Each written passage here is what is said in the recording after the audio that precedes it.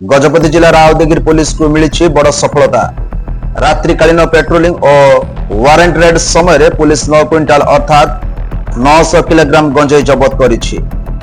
सूचना अनुसार राउरकेला थाना आईआईसी श्री कल्पलता प्रधान अन्य थाना कर्मचारी छेलीगढ़ महेंद्रगढ़ सियालटी और कानकटा पुरापाणी अंचल रे रात्रि पेट्रोलिंग और वारंट रेड ड्यूटी रे थिले।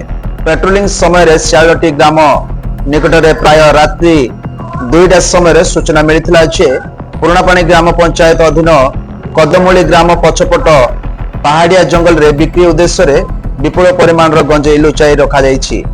सूचना को आधार करी पुलिस तुरंत घटनास्थल को जाई भोर प्राय 5:30 रे सेठारे पहुंचीथिले।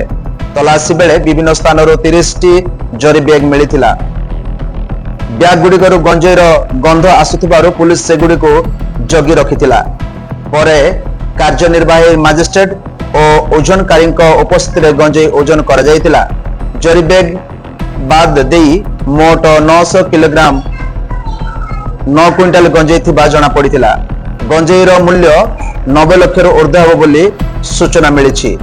तेबे एपर्यंत जबत गंजेईर मालिक किंबा या पछरे थिबा व्यक्ति परिचय जना पड़ी नाही।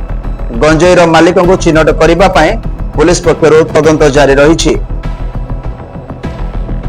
गजपति जिलार संतोष कुमार पाल का रिपोर्ट, ओडिशा जनता टीवी।